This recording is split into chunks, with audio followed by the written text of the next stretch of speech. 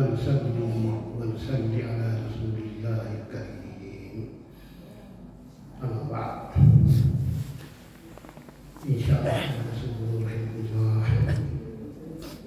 pada saat ini saya diberi amanah untuk memberikan daripada jalan subuh hadis bagi saya, tapi tidak amanah. Saya ingin coba, dan bagaimanapun saya dikenal orang yang dari tabligh, maka saya akan sedikit menjelaskan bagaimana jalan tabligh ini. Di sini ada orang tua dari tabligh.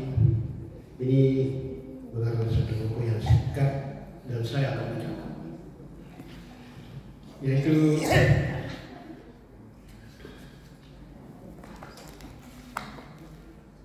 kemerosotan kaum muslimin dan syarat untuk memperbaikinya.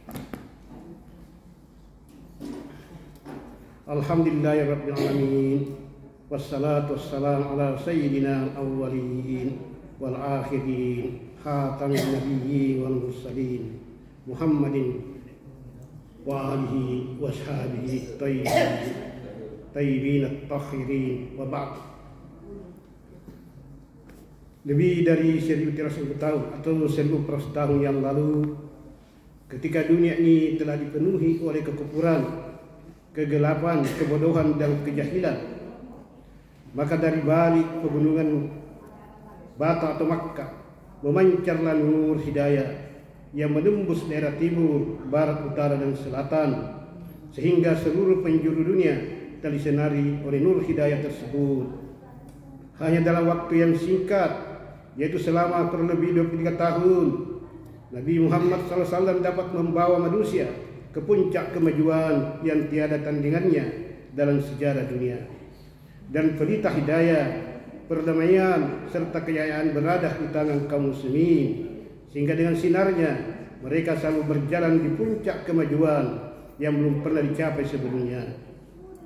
Dengan cahaya hidayah tersebut, selama berabad-abad seluruh dunia berada di bawah kekuasaan kaum muslimin, sehingga tidak ada kekuatan yang berani menentang mereka. Kalaupun ada, setiap kekuatan yang menentang itu akan dihancurkan hingga ke akar-akarnya. Ini merupakan kenyataan yang tidak dapat dipungkiri. Namun sayang, semuanya adalah cerita lama yang jika diceritakan terus-menerus memang akan menghibur hati tanpa ada faedah dan manfaatnya, yaitu selama kehidupan orang-orang terdahulu itu hanya kita simpan dalam kenyataan, dan kehidupan kita saat sekarang ini justru mencoreng kegemilangan para pendahulu kita. Dapat kita ketahui dari sejarah kehidupan kaum muslimin pada 13 abad yang silam atau 14 abad yang silam, bahwa umat Islam adalah satu-satunya pemilik dan penguasa kemuliaan, keagungan, keberanian dan kehebatan serta kekuatan.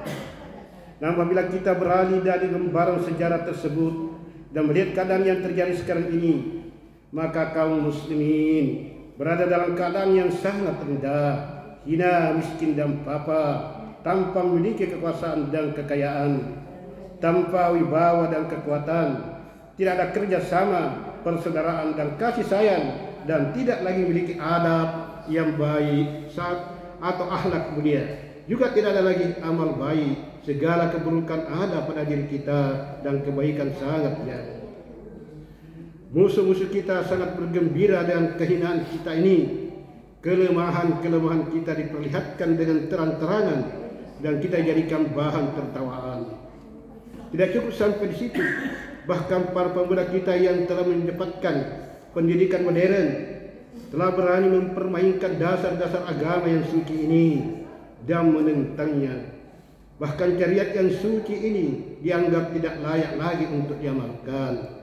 Sia-sia dan tidak berguna, sungguh aneh. Kaum yang tidak membuat kenyang seluruh penduduk dunia, mengapa sekarang justru kehausan? Kaum yang telah mengajarkan peradaban dan kebudayaan, mengapa sekarang justru tidak beradab dan berbudaya? Banyak tokoh muslim yang telah memikirkan hal ini dan mereka telah berusaha dengan berbagai cara untuk memperbaikinya. Namun semakin diobati, semakin parah penyakitnya. Sekarang ketika keadaan ini sudah demikian buruk dan selanjutnya mungkin akan bertambah buruk lagi, maka jika kita hanya berdiam diri dan tidak berusaha mencegahnya dengan penuh kesungguhan, maka ini salah besar. Dan sebelum mulai melangkah, sangat penting bagi kita untuk memikirkan apa penyebab kehinaan dan keburukan yang terjadi dewasa ini. Sudah banyak dibicarakan tentang usaha untuk memperbaiki kemerosotan dan kegagalan ini, dan sudah banyak cara yang diusahakan untuk menyelesaikannya. Namun setiap cara yang diusahakan itu ternyata selalu tidak sesuai dan tidak mencapai keberhasilan, sehingga para pemikir agama telah jatuh dalam keputusasaan dan kekhawatiran. Sebenarnya hingga saat ini belum diketahui dengan pasti penyakit apakah yang sedang diderita oleh umat ini. Apapun penjelasannya selama ini, bukanlah sumber penyakit yang sesungguhnya, tapi hanya efek dari penyakit tersebut. Karena kita tidak fokus terhadap penyakit yang sebenarnya, maka pengobatan dan perbaikannya pun bukan terhadap sumber penyakit, sehingga tidak mungkin dan mustahil dapat memperbaiki akibat-akibat yang sudah terjadi. Sebelum kita mengetahui dengan benar sumber penyakit yang melanda umat ini dan mengobatinya dengan tepat, cara perbaikan kita yang asal-asalan adalah kekeliruan yang sangat fatal. Kita mengakui bahwa syariat Islam adalah suatu aturan ilahi yang sempurna sebagai sebab kesuksesan di dunia dan akhirat, serta jaminan pada hari kiamat kelak. Oleh sebab itu, tidak ada alasan bagi kita untuk mendiagnosis sendiri penyakit itu, lalu mulai mengobatinya dengan cara kita sendiri. Sangatlah penting bagi kita untuk berupaya mengetahui penyebab penyakit ini di dalam Al-Quran. Kemudian dengan berpusat pada petunjuk dan hidayah tersebut, kita akan mengetahui cara pengobatannya yang benar, sehingga penyakit tersebut dapat diobati. Pada saat yang sangat penting ini, apabila Al-Quran dijadikan sebagai tuntunan amal atau aturan yang sempurna bagi kita hingga hari kiamat, maka tiada alasan bahwa Al-Quran akan membawa kita kepada kegagalan. Benarlah janji Maharaja Langit dan Bumi, bahwa Dia berjanji akan menjadikan orang-orang beriman sebagai khalimat kan bumi. Allah telah berfirman, A'udzubillahi minasyaitonirrajim. Wa'adallahu alladzina amanu minkum wa amilus solihati la yastakhlifannahum fil ardh. Allah telah berjanji kepada orang-orang yang beriman di antaramu dan yang beramal saleh bahwa Dia sungguh pasti akan menjadikan mereka khalifah di muka bumi. Quran surah An-Nur ayat 25. Dan memberi kabar gembira bahwa orang-orang beriman akan selalu menang melawan orang-orang kafir, dan tidak ada teman serta penolong bagi orang-orang kafir. Walau qatalakumul ladzina kafaru lawallaul adbar tsumma la yajiduna waliyyan wala nasira. Dan jika orang-orang kafir menyerang kalian, pasti mereka akan lari berpaling, kemudian mereka tidak akan mendapatkan seorang pun teman atau penolong. Quran surah Al-Fat ayat 22. Bantuan dan pertolongan bagi orang-orang mukmin adalah tanggung jawab Allah, sehingga orang-orang mukminlah yang akan selalu menang. Wa kana haqqan alaina nasrul mu'minin, dan adalah hak kewajiban kami menolong orang-orang yang beriman. Quran surah Ar-Rum ayat 47. Wala tahinu wala tahsanu wa antum a'launa in kuntum mu'minin.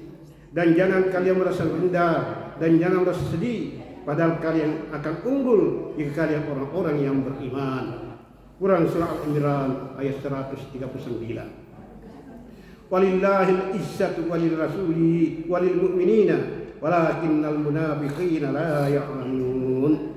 Dan kemudian itu hanyalah milik Allah, milik Rasulnya, dan milik orang-orang yang beriman, tapi orang-orang yang munafik itu tidak mengetahui. Quran surah Al-Munafiqun ayat 8. Setelah kita merenungkan ayat-ayat di atas, maka dapat kita ketahui bahwa kemuliaan, pangkat, keberanian, ketinggian, kemenangan dan kebaikan, kaum muslimin hanya terikat erat dengan sifat keimanan. Apabila telah tercipta hubungan yang kuat dengan Allah SWT dan Rasulnya sebagai maksud iman, maka semua janji di atas itu akan terwujud. Sebaliknya apabila terputus hubungan dengan Allah dan Rasulnya atau melemah bahkan berkurang, maka kekurangan, kerugian dan kehinaanlah yang akan didapati. Nauzubillahi min dzalik. Hal itu disebutkan dengan jelas dalam ayat berikut ini. Wal 'asr innal insana lafi khusr illa alladzina amanu wa 'amilus shalihat wa tawassaw bil haqqi wa tawassaw bis sabr. Demi masa, sungguhnya manusia benar-benar berada dalam kerugian kecuali orang-orang yang beriman dan beramal saleh, dan nasihat-nasihati agar mentaati kebenaran, dan nasihat-nasihati agar menepati ketabahan atau kesabaran. Quran surah ayat 1 sampai 3. Para pendahulu kita telah mencapai kemuliaan yang sempurna, tapi kita malah berada dalam kehinaan dan keburukan. Maka dapat diketahui bahwa sifat keimanan mereka telah mencapai derajat yang sempurna, sedangkan kita jauh dari nikmat yang sangat besar itu. Sebagaimana sabda Nabi sallallahu, sayati 'alan nas samanan la yabqa minal islam illa ismuhu wala minal qur'ani illa rasmuhu. Akan datang satu zaman di mana tidak akan tersisa dari Islam kecuali namanya saja, dan tidak pula dari Al-Quran kecuali tulisannya saja. Masalah yang patut kita risaukan adalah jika kita benar-benar terhalang dari hakikat Islam sebagaimana yang dikehendaki oleh Allah dan Rasulnya, yang menjadi penyebab kejayaan dan kemenangan kita di dunia dan akhirat, maka dengan cara apa lagi kita dapat meraih kembali nikmat-nikmat yang telah hilang itu? Apakah yang menyebabkan ruh Islam keluar sehingga kita hanya memiliki jasad tanpa Islam tanpa ruh? Apabila kita mengkaji kandungan Al-Quran tentang keutamaan dan keagungan umat Muhammad SAW, maka dapat kita ketahui bahwa umat ini diberi gelar sebagai umat yang terbaik karena memiliki kedudukan yang mulia dan tanggung jawab yang sangat besar. Maksud dunia diciptakan adalah untuk mengenal dan mentauhidkan Allah dari segala syirikat selainnya. Hal ini tidak mungkin dicapai jika manusia masih bergeliman dengan kesyirikan dan dosa-dosa tanpa menggantinya dengan kebaikan. Untuk tujuan tersebut diutuslah ribuan nabi, hingga untuk menyempurnakannya diutuslah nabi yang terakhir, yaitu Rasulullah SAW, sesuai dengan firman-Nya, al-yawma akmaltu lakum dinakum wa atmamtu alaikum nikmati wa raditu lakumul Islam madina.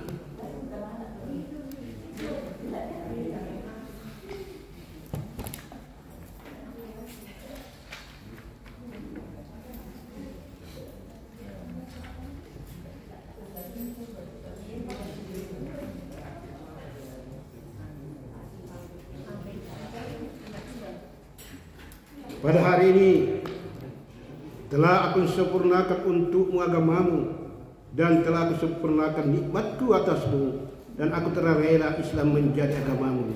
Quran surah Al-Maidah ayat 3. Sekarang karena maksud telah sempurna dan setiap kebaikan serta kejahatan telah dijelaskan, dan satu petunjuk amal yang sempurna telah diberikan, maka silsilah risalah dan kenabian yang pada mulanya diberikan kepada para nabi dan rasul alaihissalam dan diberikan kepada umat Muhammad SAW hingga hari kiamat.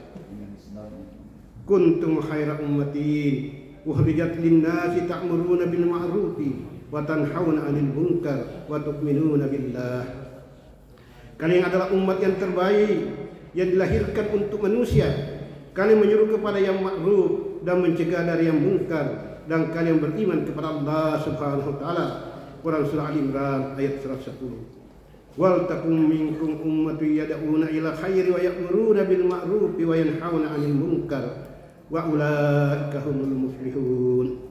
Dan hendaklah ada di antara kalian segolongan umat yang menyeru kepada kebajikan dan menyeru kepada yang ma'ruf dan mencegah dari yang mungkar, dan mereka lah orang-orang yang beruntung. Quran Surah Al-Imran ayat 104. Di dalam ayat pertama di atas disebutkan bahwa umat terbaik diperuntukkan bagi mereka yang menyeru kepada kebaikan dan mencegah kemungkaran. Sedangkan ayat berikutnya disertai pengkhususan bahwa mereka yang menunaikan tugas dan tanggung jawab sajalah yang akan mendapatkan kebahagiaan dan kejayaan. Bahkan dalam ayat yang lainnya disebutkan bahwa mereka yang tidak menyeru kepada kebaikan dan mencegah kemungkaran wajib mendapatkan laknat dan azab Allah. Lu'inal ladzina kafaru min bani Israil ala lisani Daud wa Isa ibn Maryam zalika bima asaw wa kanu ya'tadun. Telah dilaknat orang-orang kafir Bani Israel dengan lisan Daud dan Isa putra Maryam. Yang demikian itu disebabkan mereka durhaka dan selalu melampaui batas. Mereka selalu tidak saling melarang kemungkaran yang mereka perbuat. Sungguh sangat buruk yang selalu mereka perbuat. Quran Surah Al-Maidah ayat 78-9. Ayat tersebut dijelaskan dengan keterangan hadis yang artinya, dan di dalam kitab As-Sunan dan Al-Musnad dari hadis Abdullah bin Mas'ud radhiyallahu anhu, Rasulullah SAW bersabda, sungguhnya keadaan umat sebelummu apabila di antara mereka ada yang berbuat dosa atau maksiat, datanglah seorang melarang mereka seraya memperingatkan mereka dengan berkata, wahai kamu, takutlah kepada Allah. Pada hari-hari berikutnya orang yang melarang itu pun bergaul, duduk, makan dan minum bersamanya, seakan-akan ia tidak pernah melihatnya berbuat dosa pada hari sebelumnya. Ketika Allah menyaksikan pergaulan mereka, maka Allah menyatukan hati mereka. Kemudian Allah melaknat mereka atas lisan nabinya, yaitu Daud alaihissalam dan Isa bin Maryam alaihissalam. Dengan itu karena mereka durhaka, sudah melampaui batas. Demi saat yang jiwa Muhammad berada dalam genggamannya, kalian harus menyuruh kepada kebaikan dan mencegah kemaksiatan, memegang tangan orang-orang jahil dan memaksanya ke arah kebenaran. Kalau tidak, maka Allah akan menjatuhkan hati kalian dengan hati mereka. Allah akan menyatukan hati kalian dan hati mereka. Kemudian Allah melaknat kalian sebagaimana Dia telah melaknat mereka umat-umat sebelummu. Hadis Abu Daud At-Tirmizi dalam kitab At-Targhib. Hadis berikutnya, dan di dalam Sunan Abu Daud dan Ibnu Majah, Jarir bin Abdullah radhiyallahu anhu berkata, aku mendengar Rasulullah bersabda, tidaklah seorang berada di satu kaum ia berbuat maksiat di tengah mereka dan mereka mampu untuk mencegahnya, namun mereka tidak mencegahnya, melainkan Allah akan menimpakan kepada mereka siksa sebelum mereka mati, yaitu mereka akan ditimpa berbagai musibah di dunia ini. Hadis riwayat Abu Daud, Ibnu Hibban, Al-Asbani dalam kitab At-Targhib. Diriwayatkan dari Anas radhiyallahu anhu, Rasulullah SAW bersabda, kalimat la ilaha illallah akan selalu memberi manfaat bagi siapa saja yang mengucapkannya dan akan menghindarkan mereka dari asap dan bencana selama mereka tidak mengabaikan hak-haknya. Sahabat bertanya, Rasulullah, apakah yang dimaksud dengan mengabaikan hak-haknya? Jawab beliau, maksiat kepada Allah dilakukan secara terang-terangan tapi tidak dicegah dan diubah olehnya. Hadis riwayat Al-Asbani dalam kitab At-Targhib.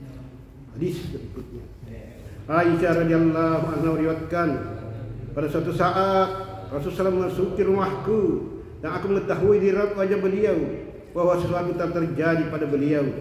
Beliau tidak berbicara kepada seorang pun. Setelah berwudu, beliau masuk ke dalam masjid. Aku pun merapatkan telinga ke dinding kamarku agar dapat mendengar apa yang beliau sabdakan.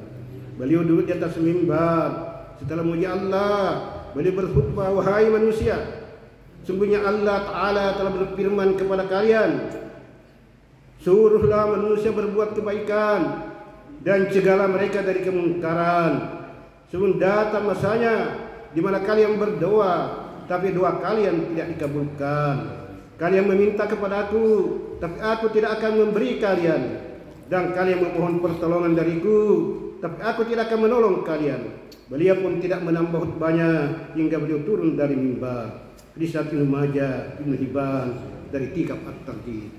Hadis berikutnya dari Abu Hurairah radhiyallahu anhu, Rasulullah bersabda, jika umatku sudah mengagungkan dunia, maka akan tercabut darinya kehebatan Islam. Dan jika mereka sudah meninggalkan amal ma'ruf nahi mungkar, maka mereka akan terhalang dari keberkahan wahyu. Dan jika umatku sudah saling menghina, maka jatuhlah mereka dari pandangan Allah. Di surat Hakim At-Tirmizi dalam kitab Durrul Mansur.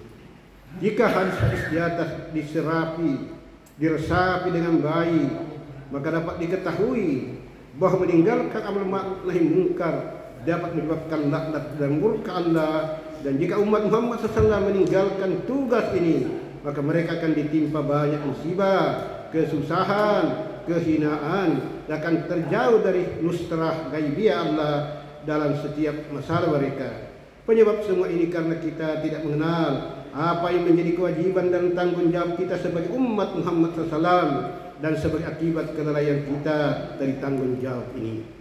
Inilah penyebabnya mengapa Rasulullah mendudukkan amar ma'ruf nahi mungkar pada bagian iman yang istimewa dan ikrarkan kelazimannya, sedangkan jika kita meninggalkannya, itu menunjukkan kelemahan iman dan kemalasan kita. Sudah disebutkan di dalam hadis Abu Sa'id radhiyallahu anhu, dari Abu Sa'id Al-Khudri radhiyallahu anhu yang berkata, aku mendengar Rasulullah bersabda, barang siapa di antara kalian melihat kemungkaran, maka ubahlah dengan tangannya. Jika tidak mampu, maka ubahlah dengan lidahnya. Jika tidak mampu, maka bencilah dengan hatinya. Dan ini adalah selemah-lemah iman. Di surat Muslim, At-Tirmizi, Ibnu Majah, An-Nasai dari kitab At-Targhib. Intinya, jika membenci kemaksiatan adalah derajat yang terendah dan menunjukkan iman yang paling lemah, maka tingkat pertama adalah kesempurnaan dakwah. Sebagai kesempurnaan iman, untuk lebih jelasnya disebutkan dalam hadis dari Ibnu Mas'ud radhiyallahu anhu, Rasulullah SAW bersabda, yang artinya tidak ada seorang nabi pun yang diutus sebelumku melainkan ia memiliki pengikut dan para sahabat radhiyallahu anhu, pilihan dari umatnya yang setia kepada sunnahnya dan mengikuti perintahnya, yaitu mereka menjaga syariat ilahi sebagaimana keadaan dan bentuk yang diajarkan oleh nabi mereka, dan tidak membiarkan ada perbedaan sedikit pun. Kemudian datanglah setelah mereka masa yang penuh dengan fitnah dan kerusakan, sehingga muncullah satu generasi berikutnya yang membicarakan apa yang tidak mereka amalkan, beramal tertib bukan yang diperintahkan. Siapa yang bersungguh-sungguh mencegah mereka dengan tangannya, maka ia seorang mukmin. Siapa yang sungguh-sungguh mencegah mereka dengan lidahnya, maka ia seorang mukmin. Dan siapa yang bersungguh-sungguh mencegah mereka dengan hatinya, maka ia juga seorang mukmin. Sedangkan setelah itu tidak ada lagi derajat iman, walau hanya sebesar biji sawi. Hadis riwayat Muslim. Keutamaan dan kepentingan dakwah ini juga telah disebutkan oleh Imam Ghazali rahmatullahi alaihi. Dia berkata, tidak ragu lagi bahwa amal ma'ruf nahi mungkar adalah inti yang paling agung dalam agama, sesuatu yang paling penting. Yang demi tugas tersebut Allah mengutus Anbiya alaihissalam. Apabila penyebarannya dihentikan, ilmu dan amalnya ditinggalkan, tentu kenabian akan sia-sia, keagamaan akan melemah, sifat malas akan menyebar, jalan-jalan kesesatan akan terbuka, kebodohan akan merajalela, kerusakan akan terjadi dalam setiap pekerjaan, akan timbul perpecahan di antara manusia, kampung dan negara, sehingga hancur dan binasa seluruh makhluk. Sedangkan mereka tidak menyadari kehancurannya kecuali pada hari kiamat, kelak ketika manusia dibawa di hadapan Allah. Dan apa yang kita khawatirkan itu tampaknya benar-benar telah terjadi di depan mata kita. Wa kana amrullahi qadara maqdura. Dan ketetapan Allah itu sesuatu yang pasti terjadi. Quran surah As-Saff 38. Fa inna lillahi wa inna ilaihi raji'un. Sesungguhnya kita milik Allah dan kepadanya kita akan kembali. Tanda-tanda ilmu dan amalannya tiang ini telah terhapus, keberkahan dan hakikatnya pun telah tiada. Sikap meremehkan dan menghina orang lain telah mengakar di hati.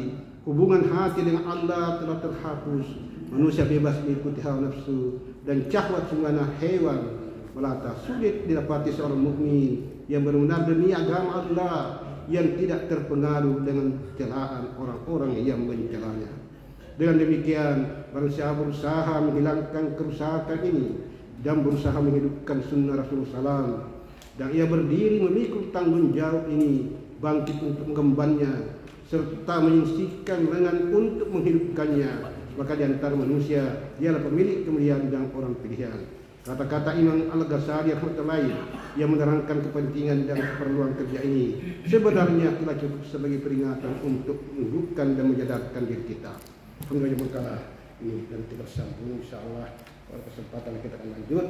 Yang sekarang kita tahu bagaimana kerusakan umat ini, apa penyebabnya, dan nanti bagaimana mengobatinya, yaitu dikatakan oleh Imam Malik rahmatullahi untuk mengobati umat ini kita harus kembali kepada asal mula umat ini dibangkitkan, yaitu telah cara yang telah ditempuh oleh Rasulullah SAW dan para sahabatnya.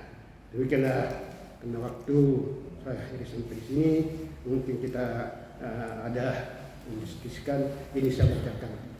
Karena saya punya ini sekarang ini sudah hafalan sudah mulai berkurang, mungkin karena umur sudah mulai, sehingga apa yang saya baca tahu kemarin sudah lupa ya. Saya baca saja. Mudah-mudahan apa yang kita ini membawa kesan dalam hati yang kita siap amal sampaikan untuk sempurnanya majlis. Kita tutup dengan kifatan majlis. Subhanakallah bihamdika nasyhadu an la ilaha illa anta nastaghfiruka wa natubu ilaik. Subhana rabbika rabbil izzati amma yasifun wa salamun alal mursalin. Alhamdulillahirabbil alamin. Assalamualaikum warahmatullahi wabarakatuh.